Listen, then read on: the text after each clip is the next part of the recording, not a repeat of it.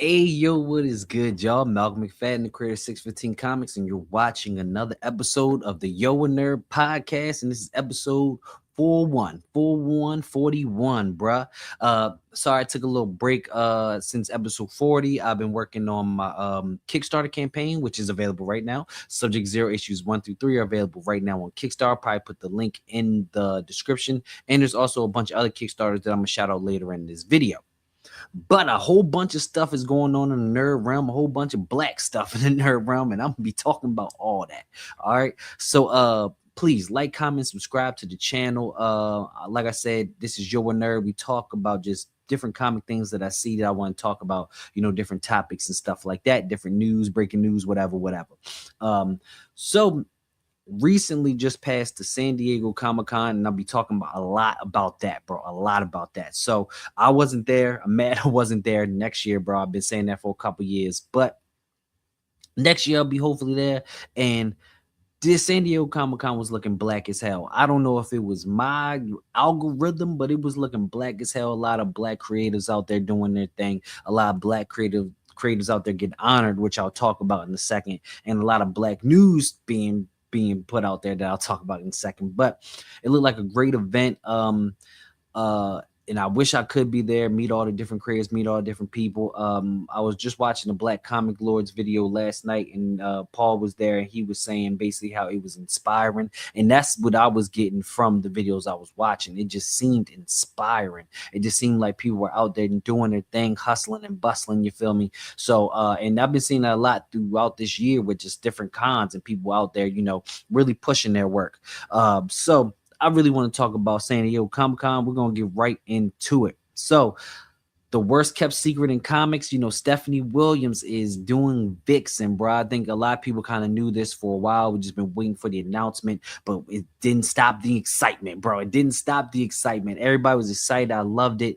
Everybody's saying it because, Stephanie Williams pitched Vixen, I think, years ago, and finally it's come to life. She said that this wasn't a microwave thing, that this has been cooking, and I can't wait to see what she does with Vixen. If you follow her on Threads, she's talking about doing amazing things with Vixen, like 20 issues of just rogue gallery, giving her a love interest, adding different heroes and seeing different people in the story, man. I can't wait for it. With the Vixen stuff, man, I can't wait to see what they do with it, whether they give her new villains. Stephanie Williams talking about different totems, because Vixen gets her power from the totem. She was talking about different totems from different areas, bro. Like, man, this is dope. She said that she's going to do a lot of things with Vixen so that when she's done with Vixen, somebody else can easily take on Vixen and continue Vixen. And I love that.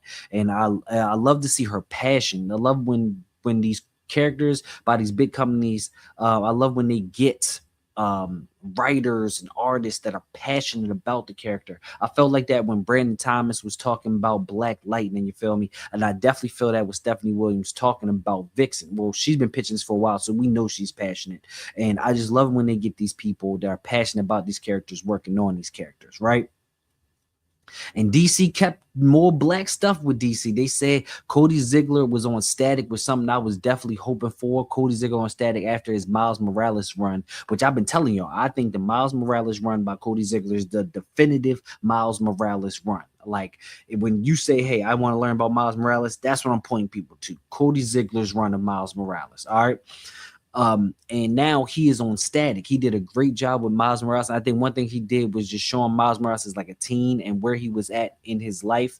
And Static right now, we know, is a little bit older. He's in college. It's a very different Static. And I think things that Cody Ziegler did for Miles, I think he can do for Static. Like some of the rogues that he was giving him, making him like, Anansi's, what do they call it? Anansi's, why am I missing that word right now? His avatar or whatever, you feel me? Kind of like how Moon Knight is to Khonshu, Miles is that to Anansi now. Just he did so much with Miles that also set writers up to continue with Miles and continue to use some of the villains that he added into Miles' story. I can see him doing that with Static. I can see us getting some new Static villains, new Static love interest, just everything new for Static, because we've never seen Static at this point in time ever. We've never seen Static, not out of high school, he may be out of Dakota in this. I don't know if he's returning to Dakota in this Static comic book, but we'll see Static in a whole new era. Like we just now got old man Static. Now we're getting like kind of in the middle, college really becoming a man Static. And I'm excited to see that. Especially, he's in with the Titans now. You feel me? I'm excited to see how he interacts with them. I'm not too excited about the Titans book. I wasn't even reading Titans book. I'm only reading it because Static. And to be honest, every time I try to get in the Titans book, it just doesn't do it for me. It just doesn't do it for me. I never really liked teams and stuff like that.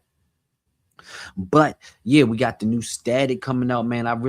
Static's my favorite hero. Him and Batman are 1A, 1B for real, for real. And then so seeing Static coming back and seeing Static as an ongoing and seeing Static kind of we'll see Static in a whole new light, bro. This will be Static brand new to a lot of readers. And I think new readers can easily jump onto this, man. I'm so excited when it comes to the Static. There's a lot of things I could say, but I'm really excited for Cody Ziegler and what he did with Miles and what he can do with Static. You feel me? I think that is very dope. And that's not all we got. I'm probably gonna come back to Static because my ADHD and I love Static. But also Morgan Hampton, who is writing the Green Lantern series right now, who's doing great. I'm doing my best to catch up on that right now. But every book I've read while I'm catching up is great. You feel me? I think I'm only like maybe 7 issues behind right now, 7 issues. But yeah, he's working on Green Lantern now. He's getting Steel, and Steel just had a book called Steelworks that y'all should definitely check out. But now Steel's getting a book, bro. Now Steel's getting a book. I can't wait to see what they do with that, and it's ongoing. All 3 of these are ongoing series as of right now.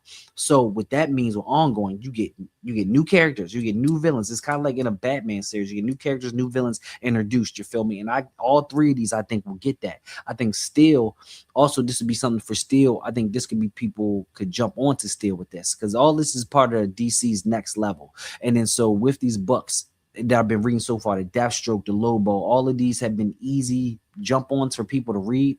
So I think that'll be easy for these 3 black heroes and to give them a rogue gallery and kind of add to these characters so that in the future that there's more to build on with these characters. And I think that's dope. I think that's the beginning of something very good. I still am skeptical with DC and black heroes, skeptical with DC and Marvel for obvious reasons. We'll talk about Marvel later. But we have black creators on this that are enthusiastic about these characters, that want to take these characters to the next level. And they talk about taking these characters to the next level. So I'm ecstatic for it, no pun intended, but I can't wait for this. I'm happy. Vixen's character that I want to read more of. Steel's a character I want to read more of. And Static is one of my favorite characters of all time. My favorite character of all time. I can't wait for it, especially with Static. Static is a character who I see a lot of myself in, who we have kind of same personality. If you know me in real life, I'm real jokey, kind of like Static. I'm a nerd like Static, you feel me? So I see a lot of myself in Static, where most heroes I can't really see me as that hero. With Static, I can read Static's books in my own voice, you feel me? So I can't wait to see more of that because we've seen him in high school. Now I get to see him as college and stuff like that. So it's kind of seeing me myself as in college. You feel me? And I could probably, depending on what they do with the story, there's probably things that I can relate to, and they'll probably make me reminisce. You feel me? When I was around that age. So I think that's dope, and I can't wait for that, man. It's just dope seeing these black creators that have worked hard. These creators, Stephanie Williams didn't just make here by circumstance. She just didn't walk into the room was like, hey, I'm Stephanie Williams, let me do this. Like, she worked hard. She talked about how hard she's had to work. Morgan Hampton was part of the Milestone Initiative. You feel me? Like, these people had to really work hard to get where they are and to get these opportunities, and that's inspiring as a creator and writer myself, and who wants to one day get up to those heights.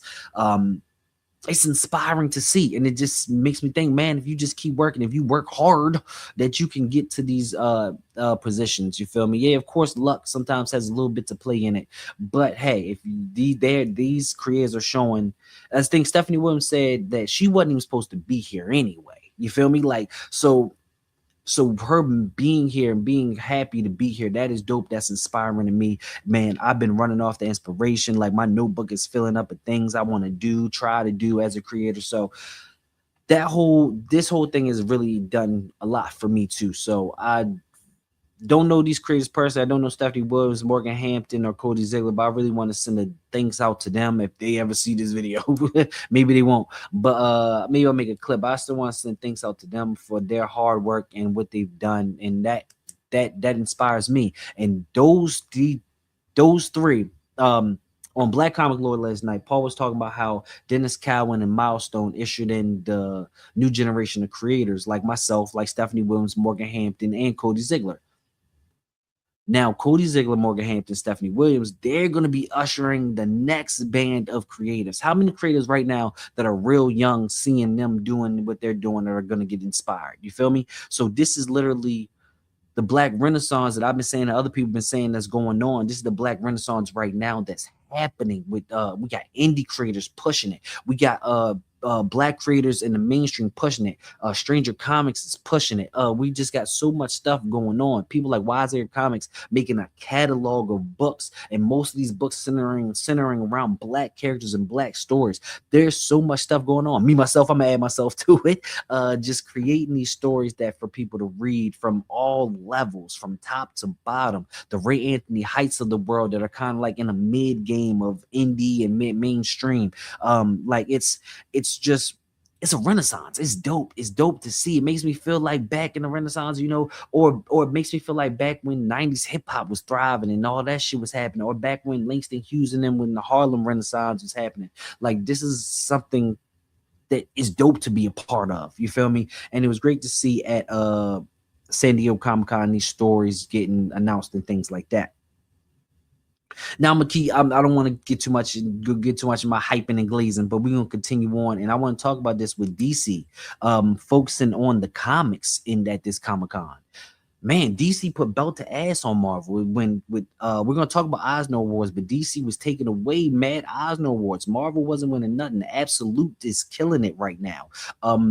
It's seeming like more so that the Ultimate Universe was kind of like a failure in a way, which, I mean, I don't know how it did with sales and all that, but nobody talks about that Ultimate Universe. Nobody talks about the Ultimate Universe. No, like, especially not how they do Absolute. The sales that I be seeing in the top 50s, it don't even reflect like Ultimate Universe. I mean, Absolute Universe is literally was killing Ultimate. You feel me? But yeah, DC put a big focus on comics and not really on movies, which that's also something we could possibly talk about later. But they put a big focus on comics and then really put BTA to Marvel with the comics, and I love that. I think DC, especially at a Comic-Con, showing the love for comics in this medium, and which is the source, should be the source material for the movies, I think was very dope and very important to me. Especially with a lot of things that are going on with Marvel and them moving their studios to Hollywood, and Marvel kind of getting rid of some of the editors in chief, and kind of, it seems like Marvel's kind of just, the comics are kind of become something for the movies, kind of like kind of continuation of the movies in a way, or more so like more integrated with the movies, which you can see in comics easily. You're seeing that the movies are integrated with comics, which I really hope not. For being a Black Panther fan, I really hope not. We'll talk about more about that later. But I think just DC showing focus on comics was really dope to me. And then, even though I feel like the DCU is kind of trash, and just my opinion, DCU is trash. That's just my opinion. And that they can't really compete with MCU right now, especially on the movie side. But I really think that was dope, them showing love to comics and putting a real focus on these comics that they're putting out, because they're doing some great storytelling with these comics and trying to, especially with Absolute Universe, the new Next Level. I don't really read. What's the other one that they have? It's not it is Black Label, but they have the other one where they tell other stories. It starts with a V or something like that. I'm messing it up. I'm not even gonna go into that. But they have those comics, which I'm not really reading those comics, but I hear great things about those. Vertigo. Thank you. It came right into my head. But I love the DC as a comic as a comic nerd. You feel me? I love just the emphasis on comics. And DC did a great job of that. And plus, they got a lot of dope things coming. You feel me? And apparently, listen to Stephanie Williams, I feel like she be leaking a lot that she shouldn't be leaking. But apparently there's more so coming from DC Comics, especially work that she'll be doing with DC Comics. So I'm excited about that. And if you're not following Stephanie Williams, you should really do that. Her and Ray Anthony Heights are hooking up with this Black Caesar book, Black Pirate book. I think that's also being funded by Shaquille O'Neal. He has his hands in a crazy amount of things, bro. That's why he's a big man with big hands, and them hands is all over the place. But Shaq is I think is kind of behind this too. But Ray Anthony Heights and Stephanie Williams, two dope Black creators in the game right now, are working together on that. And hey, I think I'm definitely gonna be backing that. I'm definitely gonna be getting that, bro. Especially when it comes to my comic shops, and they're gonna be killing my money with these covers because I know they're gonna be going off with these covers, especially the Vix and the Static and the Steel covers. What? Stephanie Williams was talking about some of the people that may be on them covers, man. That are gonna be fire. Oh my gosh. All right, so let me keep going. What else are we talking about here? What did I go into? Let's go into the Eisner Awards. Eisner Awards. Dennis Cowan just went into the Comic Book Hall of Fame. Round of applause for that. If you don't know, Dennis Cowan is one of the artists and one of the founders of Milestone, and one of the people who's the reason why I'm doing what I'm doing, and people like Stephanie Williams are doing what they doing. You feel me? So he is now in the Hall of Fame, and that is really dope. I think definitely when people get their flowers while they're still here, and that man is still working. I don't even know how old that man is, but he is still working, still pushing. I seen the pictures of him, still looks good. You feel me? Like he's what I want to be when I grow up. You feel me? But Dennis Cowan's in the Hall of Fame. That was fire. Another Jamal Campbell, who is working on Zatanna right now, is won the Eisner for writing and being an artist, bro, and that's fire. So these are some the Black creators. There were also a couple other Black creators that also won Eisners. I'm sorry that I'm missing them right now, but the Eisners. But those are some of the Eisner winners, and I kind of want to talk about that Eisners. I've been seeing this. I saw this actually on Facebook. I saw this on Threads, and I saw it on Twitter. You feel me? I saw it basically everywhere, except for TikTok. But this is a conversation about should us as Black creators and Black people care about the Eisners. So apparently, the Eisners are named after a racist man. Whoa, surprise. A white man award named after him being racist. Not really shocking, but Eisners are named after a racist person. Apparently, I don't know too much about the story, and so we're like, and there's a lot of conversations about should we care about the Eisners, especially since Eisners have never actually shown to care about Black creators that much, especially when it's been a while since Black creators actually sorry, Rodney Barnes, hometown hero, Rodney Barnes from Annapolis, Maryland. Shout out to Rodney Barnes, writer of Crownsville. Crownsville won an award, the Dwayne McDuffie, I think, Diversity Award. He just won that, and I want to put that out there. Shouts to Rodney Barnes, one of my favorite writers, person I look up to. We from the same town, from Annapolis. His book Crownsville, which is actually takes place in Annapolis. That book just won an award. I'm sorry, I could not forget that. I could not go past that. Man, shouts to Rodney Barnes. Thank you. Another person who is one of my biggest inspirations. You feel me? And shouts to him. But back to the Eisners Awards. We talk basically the Eisners being named after a racist man. Should us as Black people care about the Eisner Awards, essentially, especially seeing the Eisner Awards haven't really cared about Black creators? Hell yeah, we should care about the Eisner Awards, bro. I'm just gonna be candid with you. I don't care about it being named after no racist man. I really don't. It's like 4th of July. You feel me? It's like Thanksgiving. Like these things are things that are not really for us as Black people, but we've taken them and reshaped them and redid them to the point where even Columbus Day is now Indigenous People Day, and it's more like 4th of July. We more so celebrating. It's more like cookout day for us and having a day off and being around family and community and stuff like that. Thanksgiving is being around family. Like we're not worried about what happened back in the day, even though that is the history of, but we've now changed it to be something of substance and meaning, something that's not negative, something that's positive. And I think the Eisners, especially with this year, Black Comic Lore, shouts to them. I say them a lot because they are a big part of my inspirations right now too. Black Comic Lore has actually brought on a woman who was one of the judges for the Eisners. You feel me? And then she was talking about how this is the most diverse panel of judges. This is my diverse that the Eisners has been. And she talked about the Eisners. She talked about how the Eisners, to me, it seemed like the Eisners is basically like a vote from your peers, votes from people from your colleagues, people in your industry, basically voting to say, you are the best at this. We think you deserve to be awarded for this. All right. And I think that's what I look to. Yes, the awards may be named after racist man. Yes, they have not really looked to us as in the past and us as a creators in the past, but they are now. They are looking at us as black creators. And this is basically like the Super Bowl of comic book awards, bro. This is like the Grammy of comic book awards. This is where you as a creative are celebrated by your peers, by others that do what you do, and they think that you have done it good enough to be awarded. Yes, I think we should care. Yes, I think that these people should care. Just look at Stephanie Williams, how she was nominated and opportunities that opened up that she said opened up for her from being an Eisner nominee. You feel me? So like these awards, I know they may have bad backstories, but right now, where we are right now, these are awards where you are honored, for being the best in your field, and the people in your field feel like that. I feel like the name shouldn't take away from that, bro. If I'm at the court and I'm the best player on this court, I don't really care if this court was built by a racist person. Right now, I'm the best on this court. You feel me? And everybody knows it, and everybody's celebrating me. Why should I not applaud that? I think sometimes we get into this. We care about white people too much at times. We care about stuff about them so much that we don't really want to celebrate ourselves or try to celebrate ourselves, which is wild to me sometimes. And bro, keep it simple plain. I'm from the era where if there was an award, you was trying to win it. If there was a trophy, you was trying to get it. If there was like some money, you was trying to get it. That's the era I'm from. Like if there's an award to be gotten, I'm gonna go get that award.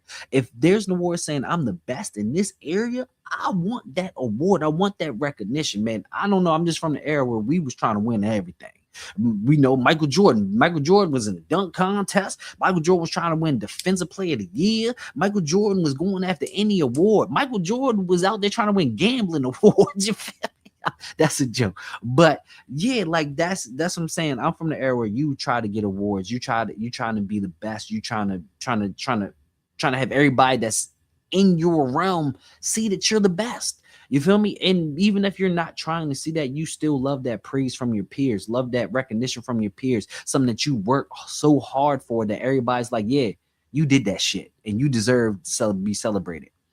So for me, if you don't want to care about the Eisner Awards, that's on you. But I think in this industry, that is what people look to as saying, hey, you've done something. That's what your peers see. Say you put, hey, I won an Eisner. Your peers like, hey, you won an Eisner? Oh, that's what's up. That's cool. I don't care about the name. I care about the recognition of the award. I care about what the award means. I care about being seen as one of the best amongst the best. You feel me? So for me, that's what these things mean, and I think that's what they mean for other people, especially that when they get nominated, and just the love that you can get from these awards. I feel like just because it has a racist name and maybe racist upbringing, that now that we're changing things, I think that we shouldn't there shouldn't be a stain on wanting to win the Eisners or caring about the Eisners. You feel me? There should be you wanting to be celebrated by your peers. You want to be seen. You want your hard work to be recognized. And bro, when the lady that was talking, I'm sorry, I don't remember her name at this point, but the lady that was a judge, the black lady that was a judge for the Eisner, she was like, bro, we read over like 2,000 books. Like we read over 2,000 books. Like we was locked in reading these books, like over 2,000. I had to choose and narrow it down to what gets nominated and what wins. You feel me? So like, they had to read a lot. If you got to read 2,000 books, like from DC, Marvel, all over the place, Indie, Image, whatever, you got to read all these books, and then your book, your work is nominated for whatever reason to be in the top. Man, I don't care about no name. That right there just speaks volumes to me. That my work had to be picked out of thousands, and then out of those thousands had to be recognized enough for people to say that's dope, that's good enough. This joint needs to be award. Matter of fact, this joint should just be nominated for this award so people can see this great work. For me, That's how I feel about the Oscars. But we're gonna keep going on with San Diego Comic-Con. Actually, no, I'm gonna take a break from San Diego Comic-Con to talk about something really dope that's going on right now in the comic book stuff. So there's a thing called the Ink Alliance. I may have talked about it on another podcast, but it doesn't matter. I'm gonna keep bigging it up because it's dope as hell. It is um a group of black comic book shops, black owned comic book shops coming together. They got comics, cuts and comics. That is a barbershop and comic book shop. They got a whole bunch of comics then that you may have saw on the comic shop series, the comic shop comedy series that was on YouTube. But the Ink Alliance is a group of black comic book stores, which they say there's only 2% or 12%, something like that, of comic book stores are black owned, which is wild to me. But these comic book stores are coming together to band together and share resources, and now they're getting like a limited edition cover of the I believe Static's first entry, the new Titans. When he comes into the Titans, I think it's 38, I believe, might be wrong, but it's really dope. These black comic book shops working together, help each other, and get more people in the shops and get more recognition to these black comic shops. And that is dope. That's something that everybody, I think, should jump on and follow and check out and learn more about. I'm probably not doing the best of job saying what it is right now, but I don't want my voice to be heard without me saying, hey, this is going on right now. You feel me? For all 12 of y'all that watch me, check about the Ink Alliance. It's really dope. I definitely want to make out to these shops. I want to go out to these shops. I want to get my book in these shops. I want to shop at these shops. You feel me? So it sucks because none of them in Maryland, but hey, they in North Carolina. I'm close to it. I would take a drive to NC. All black people in Maryland got family in NC, to be honest with you. So I will take a drive out to NC and go out there. But you should check out the Ink Alliance, this band of black comic shops banding together to really make a change and be a part of this black band, the black indie, the black comic scene period right now is crazy. Just the comic shops, people like Chocolate and Sun Tzu and Comic Totem on Whatnot, sharing these black stories, getting these black stories in the hands of black people. We got the indie creators like myself, Concrete, Wise Acres, doing things out there, Stranger Comics, pushing out there, Ace Blade, doing things like that. And if you're a creator, I forgot, don't get mad at me just because I didn't say your name. Sorry, but we got the mainstreams out there killing it. Like literally, it's a renaissance of just black comic book shit, and I love it. Black conventions jumping up. Greg Burnham is actually setting up one in Atlanta, a brand new Comic-Con. The cosplayer, I forgot his name, Hellspawn, I think his name, the black cosplayer. He's always telling people about black owned cons and filming stuff like that. And there's also a black comic preview page for you to find black comics and crowdfunding black comics. You feel me? It's so much stuff going on, brother. Ink Alliance, all that with this renaissance is wild, and I'm hyped. I'm hyped to be a part of it. You feel me? So yeah. So now I gotta tamper my excitement. I'm gonna end this podcast out like this. This is my last topic just because. Okay, so also at San Diego Comic-Con, Marvel announced the brand new Black Panther, the third Black Panther for the third Black Panther movie. Okay, and it's David Johnson. David Johnson, they announced, is gonna be the new Black Panther. He's gonna be playing Toussaint, T'Challa Jr. In the Black Panther 3. Now, David, they say he's been in movies, in the Alien movie and also a movie called Long Walk. I'm not familiar with any of his work, but they say he's a great actor. And to start this off, I'm not really going to say too much about this actually. To start this off, I think he'll do a great job of playing that character. Me, myself, I don't give no shits about that character. Why? Because that character doesn't have 60 years of comic book content. That character is a brand new original character made in the MCU. There's no comic book following no T'Challa Jr. There's no comic book about him. There's no lore for T'Challa Jr. There is no rogue for T'Challa Jr. There's no story about T'Challa Jr. Toussaint. So I don't care about this character. I think David, he could be a great actor. I have nothing to say about him bad at all. Nothing to say at all about him. I think he may be do great. He could actually kill it as his character. It's just a character I just don't care about because there's no reason for me to care about him because he's the original MCU character. And the third Black Panther we're getting in the third Black Panther movie. Yeah, that's just my thinking. That's how I feel about this. Yeah. Yeah. So thank y'all for watching this episode of Yo a Nerd.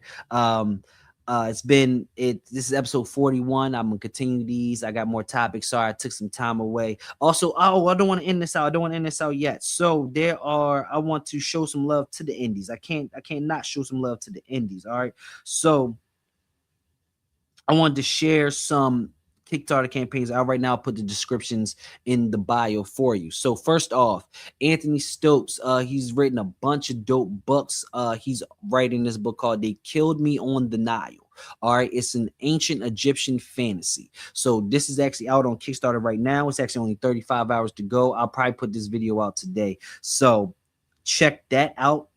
TERRA Squad, the raid meets superheroes. All right, check this out. It's on Kickstarter right now. Like I said, I will put the description in my bio. 6 days left to go. They are fully funded, and I believe Anthony Stokes is also fully funded. Yes, he is. Oh, he killed his joint. All right, Patrick Foreman. Oh, he has some dope books. If you ever read Remember, that's a fire book. He has a new book out called The Contract, which is a mystery thriller, but it's a mature themes, 18 over. All right, 18 over. So his book is out. He's very close to getting funded. He has 14 days to go. So check that out. Trials of Serenity is also out right now on Kickstarter. Like I said, all these links will be in the bio. They have 15 days to go, and they totally killed their funding goal. Summit Comics has a bunch of comics right now. They have this another comic. It's like a superhero base, it looks like right now, that is on Kickstarter. I'll put this in the description right now. They have 21 days to go, and they're coming up on their goal. But Summit Comics is doing a lot of great things right now. Also, shouts to Phil with the Finding 52. Phil of Black Comic Lore. Shouts to Finding the 52. Shouts to Ace Blaze. Shouts to my dude Danny Quick for his campaign. And also shout out to Wiseacre Comics, who also did the Dark Sentinel Kickstarter campaign. There's a lot more I could shout out. You feel me? Oh, Noir's the New Black. Shouts to them. Joe Illidge and Greg Burnham, and shouts to them for that. That got funded. Shouts to my man's Apartment 6 Comics. His book also got funded. There's a lot of Black comic books out there getting funded on Kickstarter that are also actually fulfilling their books. Sometimes I be seeing on Facebook, really Facebook, but sometimes I be seeing where like we don't show enough that these Kickstarter campaigns are actually getting funded. We don't show enough that these Black Kickstarter campaigns are actually getting funded. I have backed over 400, I'll say it again, 400 Kickstarters, and I get most of my books back, especially from Black indies. And I hate sometimes that the narrative is like that, Kickstarter, sometimes you get scammed or whatever. But I know it does happen. And I'm all for holding people accountable that should be held accountable.